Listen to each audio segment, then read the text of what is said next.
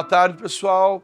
Sejam bem-vindos à nossa exposição, a primeira mostra científica, educativa, ambiental sobre geodiversidade e biodiversidade dos oceanos. É um prazer estar recebendo todos vocês. E a ideia aqui é para a gente falar um bate-papo sobre a importância dos recursos hídricos, principalmente dos oceanos, tanto para a vida do planeta quanto para o nosso dia a dia. Sem água, não tem vida.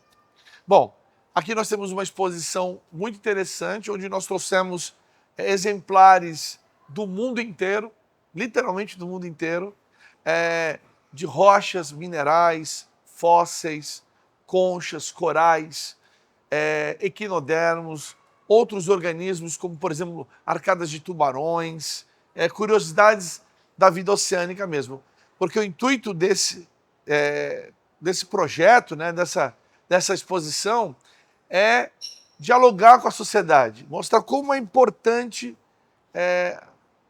não só os oceanos, mas a sociedade ter esse conhecimento, né? Então isso, a gente está muito feliz aqui no Shopping Pátio Poranga, porque disponibilizou uma área muito grande para a gente poder estar colocando esse projeto, que é do Museu Joias da Natureza, com vários apoiadores. Então, a gente está aqui com bastante alegria conversando com vocês.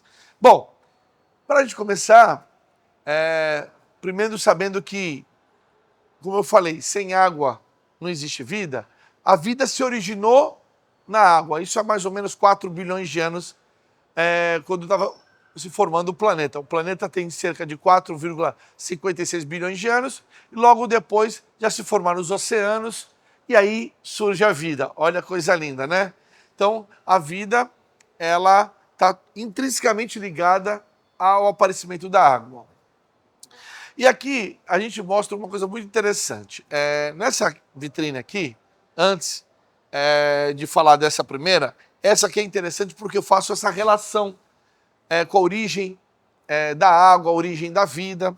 Aqui nós temos recursos minerais super importantes, como recursos minerais ferro, manganês, que foram formados no oceano primitivo. Eu quero dizer que esse material aqui, principalmente esse ferro que nós temos, que a gente chama de formações ferríferas bandadas, foram formações de mais de 2, 3 bilhões de anos. Ou seja, esse ferro ele estava em solução na água do mar, né? E por vários processos isso foi sedimentando e formando essas camadas que geralmente se intercalavam entre ferro e sílica.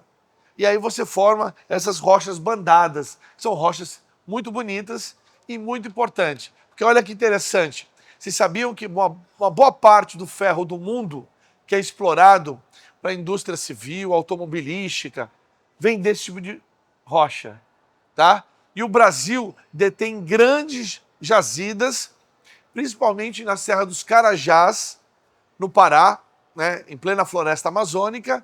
Também, o que é interessante, tem grandes jazidas no quadrilátero ferrífero, em Minas Gerais, e em algumas outras regiões, como Mato Grosso do Sul, enfim.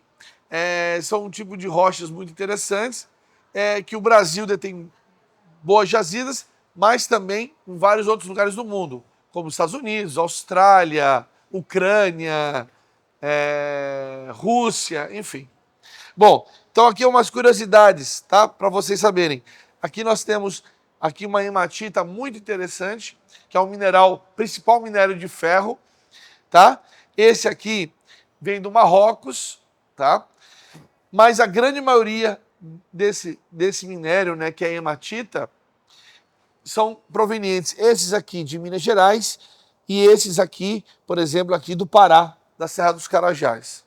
Então, essa é uma vitrine dedicada à formação desses recursos minerais, mas quando o oceano estava lá atrás, no início, há mais de 3 bilhões de anos atrás. Tá? Porque tudo que eu for falar nessa exposição tem uma correlação principalmente aos ambientes oceânicos. Tá bom? Essa primeira vitrine é interessante, porque a gente está abordando as Ilhas Oceânicas Brasileiras. Para quem não sabe, Ilhas Oceânicas Brasileiras é um grupo de ilhas muito especial que fica, literalmente, essas ilhas, apoiada em assoalho oceânico. Quer dizer o quê? Ela está distante da costa. Então, quais são elas? Arquipélago de São Pedro e São Paulo. É uma ilha, é um arquipélago. Geralmente eu falo ilha, mas são arquipélagos. E são conjuntos de ilhas, né? Então, São Pedro e São Paulo, ela é muito interessante, por quê? Porque a origem dela é do manto da Terra. É uma ilha que a gente chama Ilha Mantélica. As rochas que formam a ilha vêm do manto da Terra. Isso é único no planeta. É uma ilha fantástica. Então, nós temos amostras coletadas por grandes projetos científicos aqui, para todo mundo poder conhecer esse material. Depois vocês ficam à vontade de estar visitando e olhando de perto as amostras, que são amostras do manto da Terra. Bom, Atol das Rocas. Atol das Rocas é um atol, é uma formação de corais, mas não só de corais, mas também de algas calcárias, que literalmente se localizam em antigos cumes vulcânicos, tá? Que foram erodidos, e aí eles literalmente têm esse formato circular. Tá? Atol das Rocas também é muito interessante porque é um paraíso da biodiversidade, assim como todas as ilhas oceânicas brasileiras. Bom, também temos rochas coletadas nessa ilha. Bom, Abrolhos ela não é ditamente uma ilha oceânica, ela é uma ilha que está ainda na plataforma continental mais próxima do continente, né? A plataforma continental é uma extensão do continente embaixo dos oceanos, só que a formação dela ela é muito parecida. É um arquipélago de origem vulcânica e Abrolhos é muito interessante porque é o maior banco de coral do Atlântico Sul que existe. Então é interessante essa exposição porque você vai ver tanto rochas coletadas em algumas ilhas de Abrolhos, né, quanto corais, tá? E um coral muito importante, que é o Mucismilia brasiliensis, que é um coral endêmico brasileiro. Endêmico quer dizer que só ocorre naquela região aqui no país. E nós temos rochas interessantes também de Abrolhos. Bom, Martim Vaz e Trindade são duas ilhas incríveis. Eu vou fazer uma confissão para você. Quando eu era criança e adolescente, eu nunca me esqueço uma super interessante que eu li e vi uma matéria fantástica sobre Trindade. E eu me apaixonei por essa ilha. Então era um dos lugares da minha vida que eu mais queria conhecer. Só que importante vocês entenderem, para visitar ilhas oceânicas, somente quem é pesquisador ou militar, que tenha a possibilidade de conhecer essas ilhas, porque eles são ilhas protegidas devido ao patrimônio tanto da parte biológica quanto geológica. E eu tenho autorização, faz parte da minha pesquisa de doutoramento, e eu tive o prazer, já tive em Abrolhos, mas eu tive para pesquisa mesmo, eu tive em Martim Vaz e Trindade, que são ilhas também vulcânicas. E uma curiosidade muito interessante, em Trindade existe ainda o único vulcão com a sua estrutura preservada ainda no país. É o vulcão Paredão. Uma parte dele foi erodido, né? E uma parte dele está preservada na ilha. E é muito interessante. Estive na ilha de Trindade, como eu falei, nessas ilhas somente ou cientistas com projetos ou militares. E aí, como eu falo, como a água é importante, essas ilhas também possuem nascentes, e nascentes importantes para o abastecimento dos próprios pesquisadores, dos próprios militares que vivem nessa ilha. Porque para ser uma ilha brasileira, tem que ter moradia, ou seja, tem que ter um pavimento, lá tem que ter um pavilhão do Brasil. Por exemplo, Martim Vaz não tem ninguém morando, mas tem uma bandeira do Brasil lá. Isso é importante. Já Trindade tem um núcleo lá de pesquisadores e de militares. Então eu tive o prazer de estar lá. Tem várias rochas super interessantes aqui de Trindade, mostrando diversos tipos de momentos que a ilha vivenciou geologicamente falando, né? Nós temos desde bombas vulcânicas, quando você teve um vulcão explodindo numa atividade mais explosiva, quanto lavas mais fluídas, né? Lavas basálticas, que é onde o vulcão, ele literalmente a lava fluiu e não explodiu. Bom, e fora a Trindade, nós temos o arquipélago de Fernando de Noronha, que é o mais conhecido, é o mais famoso, que é o único arquipélago que você pode ter moradia de pessoas de civis, enfim. É o único também que é aberto turisticamente. Abrolhos também você pode visitar turisticamente. Mas Fernando de Noronha você pode não só visitar, quanto morar. Mas tem todo um regramento importante. E eu pretendo, o ano que vem, dentro da minha pesquisa de doutorado, fazer visitas a Fernando de Noronha, principalmente, e quem sabe voltar para Trindade. Então, Fernando de Noronha, nós temos uma rocha super especial. É uma rocha que é um tipo de um basalto, que é uma rocha vulcânica, né? Só que ela é uma rocha especial porque ela tem o que a gente chama de xenólito. É um pedacinho do manto que ela trouxe quando veio esse momento da erupção do vulcão. Essa lava, literalmente, né, quando estava em profundidade, a gente chama de magma. Então esse magma arrancou um pedacinho do manto e trouxe com ele. E aí a lava literalmente se resfriou e manteve esse pedacinho junto, que a gente chama de xenólito, né, que é rocha estranha. Você pode perceber aqui que elas são muito bonitas e muito raras. E essa vitrine ainda tem uma particularidade interessante.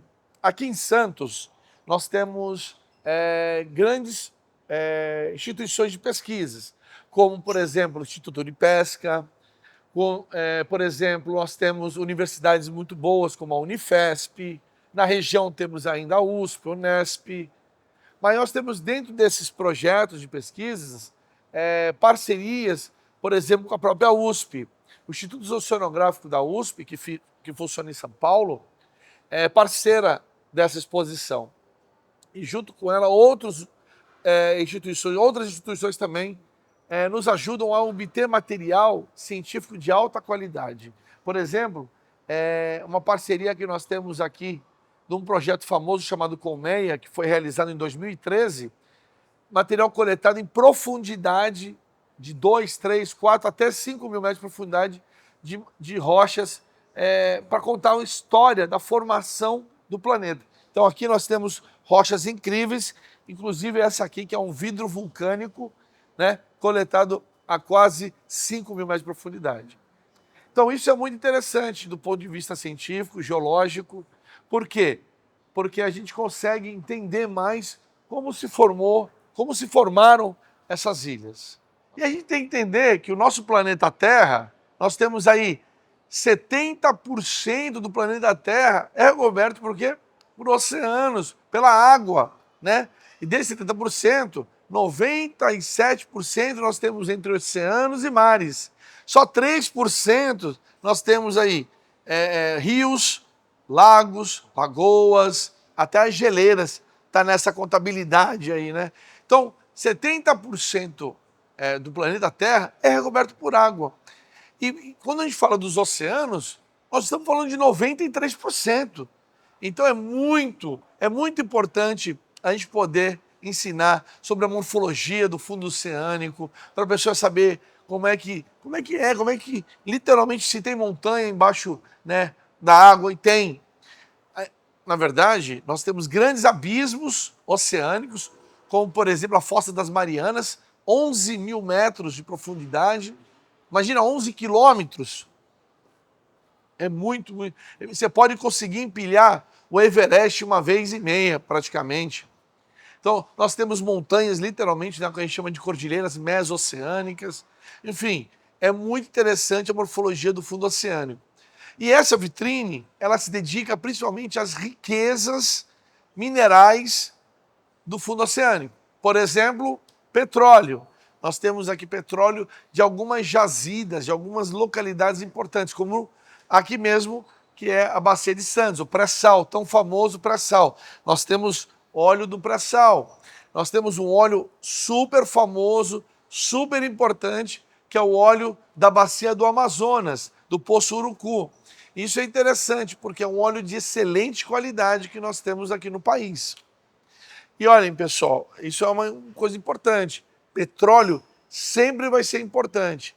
E vai ser até mais importante do que é hoje. Por quê? Hoje nós desenvolvemos um processo, né, de fazer literalmente a quebra dessas cadeias de hidrocarbonetos que o petróleo tem para fazer diversos produtos, né, principalmente combustível, gasolina, até mesmo querosene, álcool, enfim.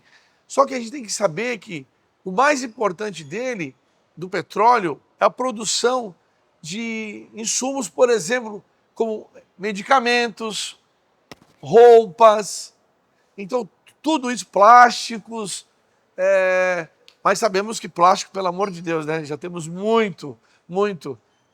Inclusive, tem rochas hoje se formando com plástico na composição. Então a gente tem que realmente pensar conscientemente sobre a utilização dos nossos recursos naturais. Bom, voltando à vitrine, nós temos, além de petróleo, que é a nossa riqueza, que tem vários nomes, né? Ouro negro, né? E aqui no Brasil nós temos grandes jazidas, nós temos também o que a gente chama de nódulos polimetálicos, que são rochas ricas em ferro e manganês, e também temos croças polimetálicas, que também são ricas em ferro e manganês, mas também pode conter cobalto, cobre, ouro e outros elementos. E nós temos amostras muito importantes do que a gente chama de elevação Rio Grande, que pertence ao Brasil, tá bom? E é um ambiente muito interessante para se estudar, se pesquisar, e nós temos não só nódulos e croças polimetálicas da elevação Rio Grande, como corais, depois nós vamos mostrar, e um tipo de rocha especial chamado fosforito. É uma rocha basicamente rica em fosfato de cálcio, em apatita, que é muito importante também para a indústria, principalmente indústria de insumos de alimentos, de rações animais, entre outras aplicações. Nessa vitrine ainda temos rochas que a gente chama de beach rocks, quer dizer, rochas que se formam em ambientes praiais, rochas coletadas também em fundo oceânico. Temos areia, uma areia muito interessante, uma areia carbonática, uma areia onde os grãos não são de quartzo, que a maior parte das areias do mundo são siliciclásticas, são areias compostas basicamente de quartzo. Mas temos também vários tipos de formação de areia diferente. Mas essa é uma areia onde os grãos são carapaças de um organismo muito interessante que a gente chama de foraminíferos, tá bom?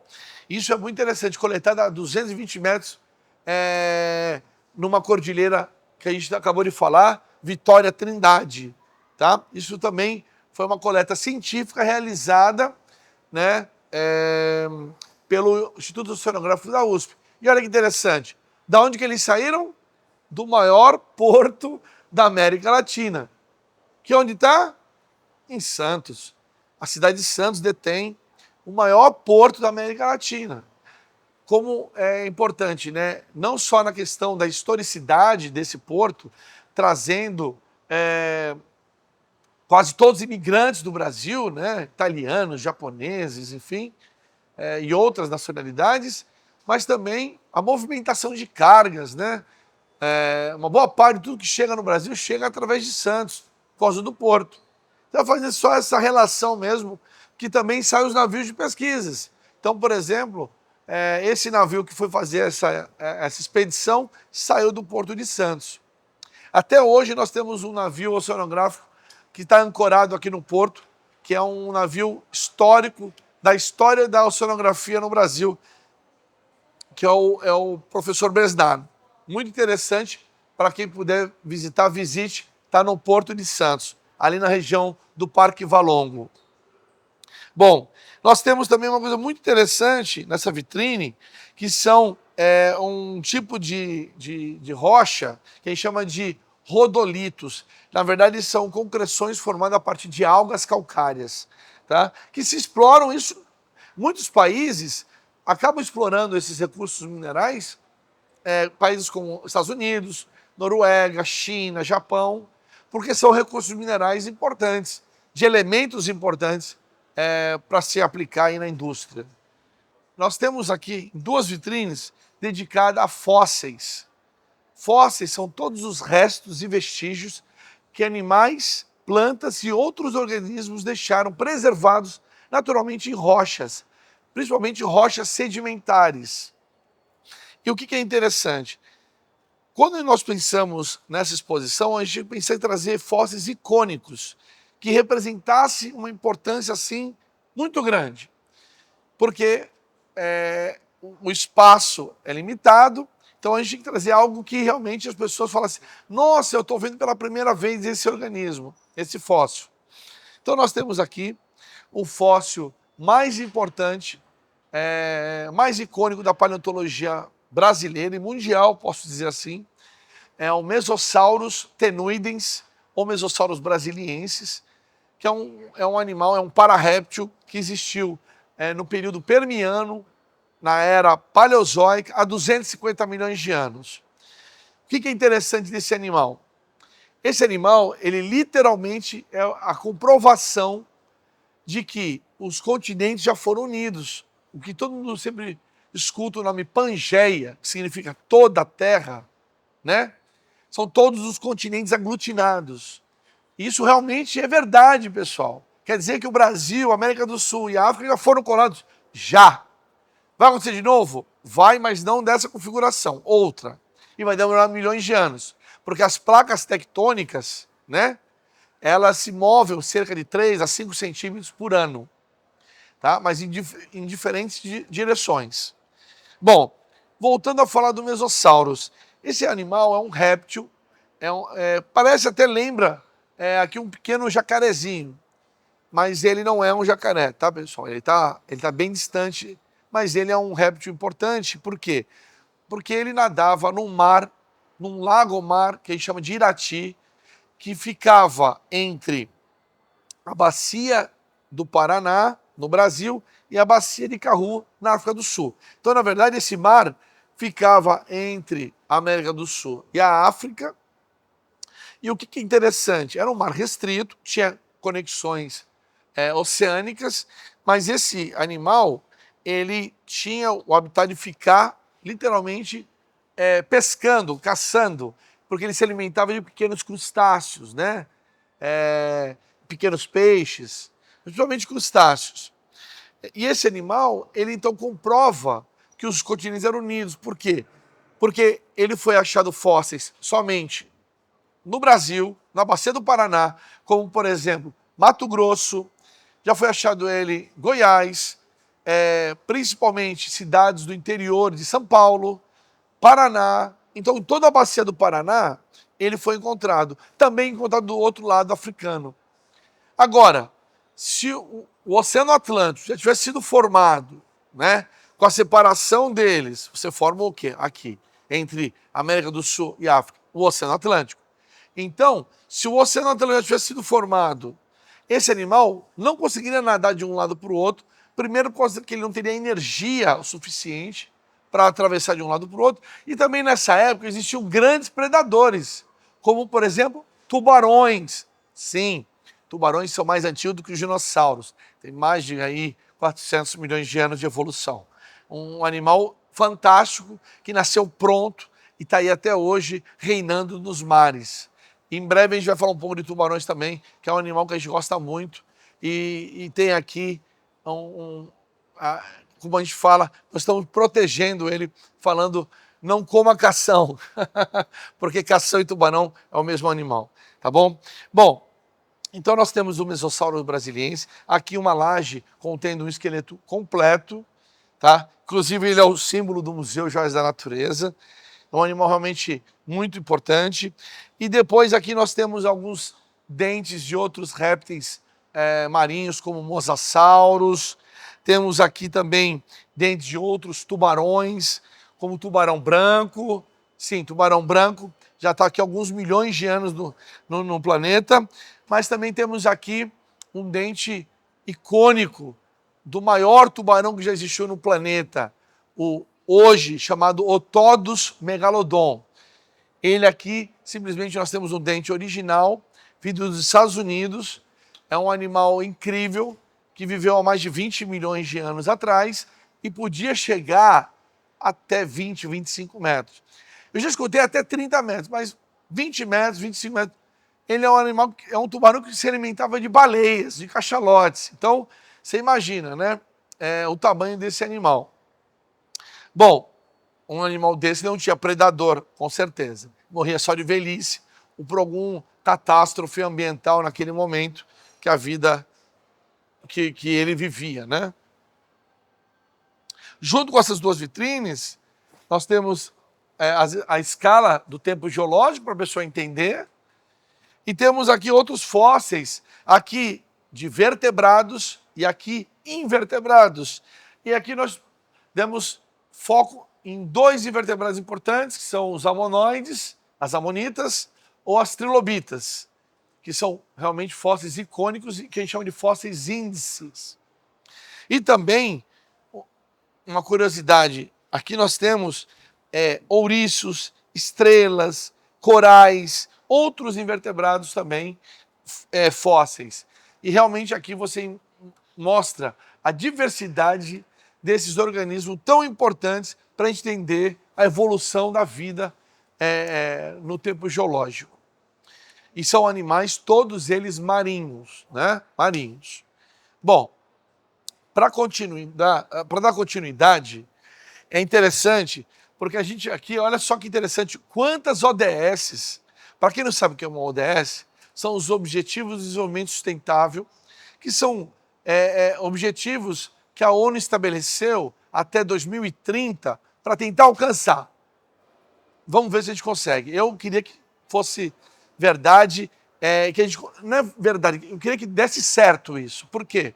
Porque cada um tem que fazer a sua parte. Então, nessa exposição a gente aborda educação de qualidade, cidades e comunidades sustentáveis, consumo e produção responsável, ação contra a mudança global do clima, vida na água, parcerias e meios de implementação. E ainda nós temos uma que é água e saneamento básico, que não está aqui, que é a número 6.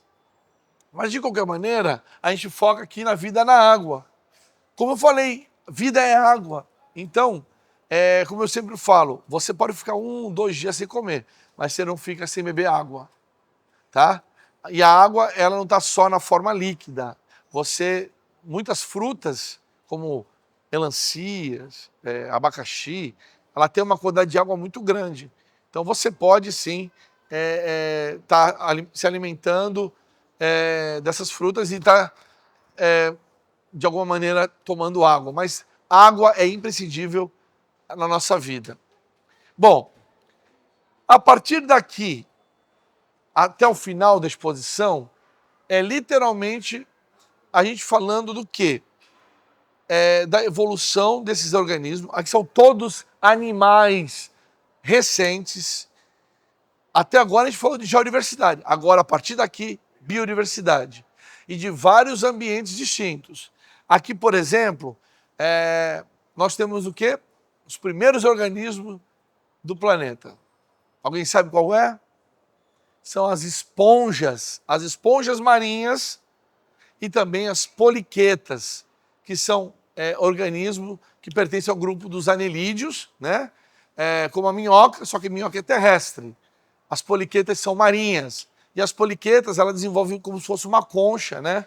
Que nós temos aqui uma raridade, que é uma poliqueta gigante, uma concha de uma poliqueta gigante de mais de 2.500 metros da Fossa de Galápagos. Bom, então aqui nessa vitrine nós temos então esponjas, poríferos, né? São animais tão importantes, e as poliquetas. E também dando o início ao que a gente chama de quinidários, né? Que são os corais, as medusas, água-viva. Fora esses animais, a gente foca dentro dos quinidários, né? A gente foca nos corais. Porque então dentro desses ambientes, que são os recifes de corais, as barreiras de corais, os atóis, uma grande quantidade de biodiversidade que vive nesses ambientes coralígenos. Então, assim, realmente é algo assim incrível. E nós temos que proteger os corais, porque a gente está tendo um problema sério do que a gente chama de embranqueamento de corais, devido a dois processos: poluição, esse é um problema sério, poluição dos mares, mas também aquecimento global. Mas vamos falar coisa boa. Nós temos aqui corais incríveis, corais, alguns muito raros de profundidade, alguns corais de profundidades, que são corais que a gente chama de azoxantelados. Nossa, que nome complicado.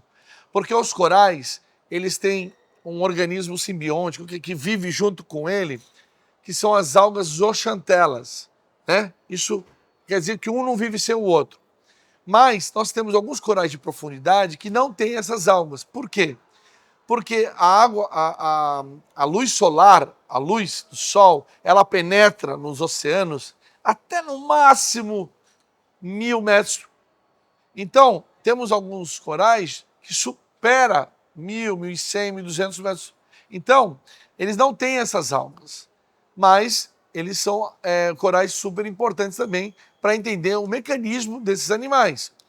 Mas a grande maioria dos corais que são de águas rasas são os corais zooxantelados. Então vocês podem ver que quando o organismo morre, ele tem uma estrutura carbonática, de carbonato de cálcio, e ela é preservada. O que é importante ressaltar? Quando a gente fala em branqueamento dos corais, quer dizer que ele está morrendo, está expondo esses, entre aspas, esse esqueleto, né? Porque eles são invertebrados, não tem esqueleto. Mas essa estrutura, né, rígida que eles têm. Aqui tem uma particularidade muito interessante.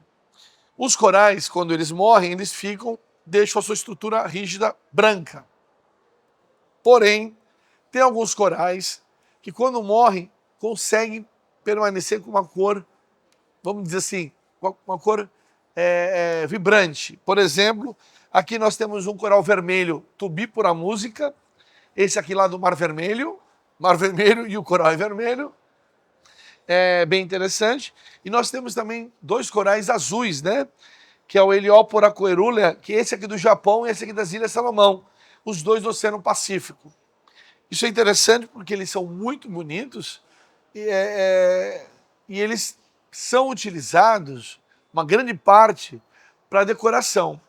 E aí eu posso falar para vocês, nesse quesito, nós preferimos que as pessoas que tenham consciência não comprem organismos como corais, como conchas. Se você quer enfeitar a sua sala, vou ser muito sincero, pegue uma réplica de resina que vai ter a função igual. Agora, se você tem um museu, se você tem uma instituição científica, você quer desenvolver um acervo para ensinar e educar a sociedade, a população de uma maneira geral, aí é bacana, é legal você ter exemplares importantes e originais, porque você dá oportunidade realmente para que as pessoas conheçam o que é de verdade, tá bom? Então aqui você pode ver vários corais, e nós temos um coral aqui brasileiro que é bem complicado, assim, porque ele é um coral de fogo, quer dizer que se você encostar nele quando ele está vivo, ele queima, literalmente ele queima. Bom, quinidários, o nome quinidários quer dizer que animais que têm quinistocisto, que são células urticantes, ok? Então esses corais de fogo, que ocorrem no Nordeste do Brasil principalmente, eles queimam, tá bom? Então, a gente sempre escuta lá o surfista que quando cai, encosta e queima. É verdade, não é lenda urbana não. Nós temos aqui duas espécies, né? O Millepora alcicornis e o Millepora brasiliensis. Dando continuidade, aqui nós temos outros corais bem interessantes, que alguém chama de, a maior parte, de corais cérebros, porque se você olhar de perto, ele realmente é um cérebro perfeito. Tá? Nós temos uma espécie aqui, que é a Diplória strigosa, ela vem de um grupo de ilhas próximo ali ao Caribe, as Bahamas, que é a ilha de Turque e Caicos, é um cérebro idêntico. Tá? E o que é interessante? Quando o pessoal olha, muitas vezes acha que são plantas, porque são muito arborescentes as formas, né? E não, são animais e até animais carnívoros, se alimentam de micro-organismos. E é interessante, cada buraquinho que você encontra é um organismo, é um animal, porque eles são animais coloniais, tá? São o que chama de pólipos. Cada pólipo é um animal. Então aqui nós temos os corais cérebros, muito importante, e temos esse aqui, o Mucismilia brasiliensis, que vem de Abrolhos, que tem um papel fundamental, porque ele é uma espécie muito resiliente, é uma espécie muito resistente, e que depois da última grande extinção em massa, a quinta extinção em massa, que foi quando aquele asteroide, né, de mais de 10 quilômetros impactou a península de Yucatán no Golfo do México, né, e produziu a terceira maior cratera de impacto do planeta, que é a cratera de Chicxulub, com mais de 180 quilômetros. Esse foi um coral muito resiliente, ele conseguiu literalmente sobreviver a todas aquelas mudanças climáticas que ocorreram e que levaram, naquele momento, mais de 75% das espécies em extinção, não só os dinossauros não avianos. Ah, um detalhe, um parênteses, dinossauro não foi extinto, dinossauro não aviano foi. Agora nós temos até hoje dinossauros que eles chamam de dinossauros avianos, as aves. Sim, as aves são dinossauros. Nessa outra vitrine nós temos outros animais de outras classes taxonômicas, como por exemplo os equinodermos, que significa equinoderma, pele com espinho. Então nós temos aqui, ou com estruturas, nós temos aqui estrela do mar, ouriço, tá? E uma coisa bem interessante que você vê é a diversidade de formas, né, desses animais. Depois temos aqui outros animais interessantes, como os briozoários, que pouca gente conhece, mas também são animais coloniais. Nós temos aqui algumas espécies bem interessantes. Aqui nós começamos com um grupo incrível, que essa exposição tem dois focos principais em organismos marinhos, os corais e os moluscos. Moluscos são animais de corpo mole, que eles têm, a grande maioria, uma concha calcária que recobre o seu corpo para preservar a massa visceral, tá? Nem todo molusco produz uma concha calcária, tem alguns que não têm concha, como os nudibranquios, né? O polvo, que é um animal incrível, é um molusco também, que a gente chama de cefalópode, né? Esse não tem uma concha, porém, nós temos alguns cefalópodes, como o Nautilus, que tem uma concha belíssima, tá? E é um animal fantástico, que a gente chama até de fóssil vivo. É um termo meio complexo, chama fóssil vivo, mas quer dizer que é um animal que está aqui há milhões de anos, até hoje, sem muitas modificações. Aqui nós temos uma outra particularidade, que são animais que têm uma concha normal e uma concha que chama de freak, uma concha anormal. Essa anormalidade geralmente é causada por alta predação que ocorre no fundo oceânico. Sim, o fundo oceânico ele é muito mais, vamos dizer assim, competitivo do que até uma própria savana africana, tá? O fundo oceânico realmente não é fácil, não. Nós temos aqui uma vitrine dedicada a rostros de peixes oceânicos, como a meca, ou o que a gente chama de espadarte. Temos também outros peixes super icônicos, tá? Aqui, uma vitrine dedicada a crustáceos, de uma maneira artrópodes, mas dentro desses artrópodes nós temos uma raridade, que é o que a gente chama de caranguejo ferradura, que é um animal também que a gente também chama como náutilo fóssil vivo, porque está aqui há milhões de anos, com poucas modificações. E é um animal super importante. O sangue dele é utilizado para pesquisas de doenças como mal de Alzheimer, como mal de Parkinson, câncer. É um animal muito interessante que vive nas costas norte-americanas e no sudeste asiático. Nós temos aqui 2 exemplares muito bem preservados, além de alguns caranguejos, siris, lagostas e outros animais. E o que é interessante morar numa cidade litorânea? O que é importante morar em Santos? E saber que Santos tem uma relação tão importante com os mares, com os oceanos, com a água. Por quê? Porque, literalmente, nós temos a possibilidade de conviver com animais incríveis, como tubarões, tartarugas, até baleias, golfinhos. Sim, na nossa região, em Santos, já foi visto muitas baleias, baleias como jubarte, baleia-fim, baleia franca, mas também muitos golfinhos, botos e outros animais. E só para vocês entenderem, a gente chama esses animais de cetáceos, que é um grupo de mamíferos marinhos, que se divide em odontocetos e misticetos. Nossa, que nome complicado.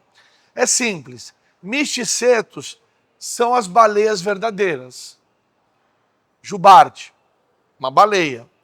Ah, por quê? Porque ela não tem dente na boca. Ela tem o que a gente chama de barbatana ou cerda bucal, que faz literalmente o processo de ela abre a boca e filtra. Ela filtra o alimento, ela se alimenta de micro-organismos, do que a gente chama de zooplâncton, tá?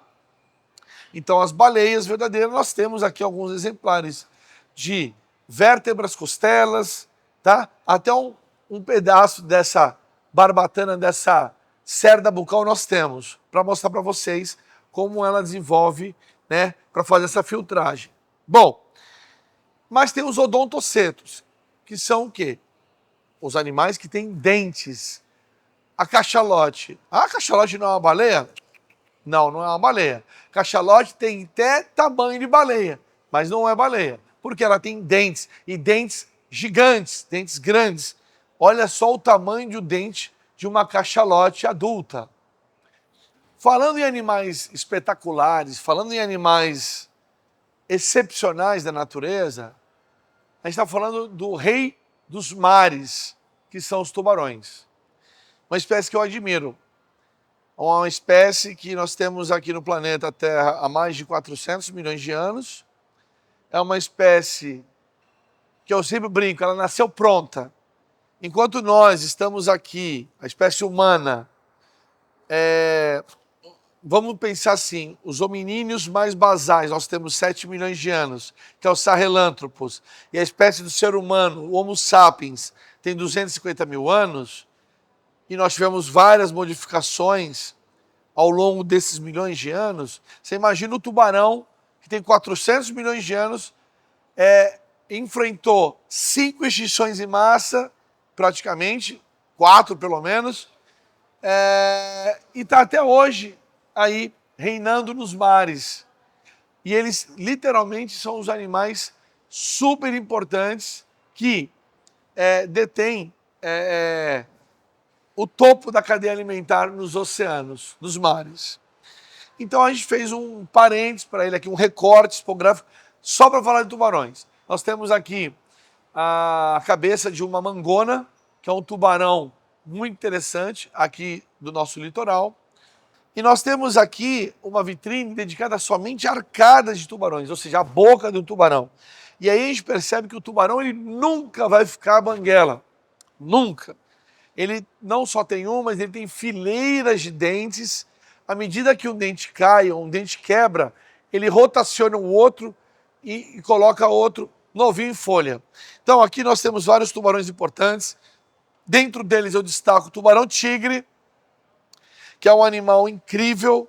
Temos aqui o tubarão maco ou anequim, que olha que curioso, é o tubarão mais veloz de todos. Ele chega a mais de 60 quilômetros. É um tubarão realmente muito interessante. Temos aqui outros tubarões, como os tubarões que a gente chama de cabeça chata, que são vários tipos de carcarrinos, que é o nome científico desses tubarões.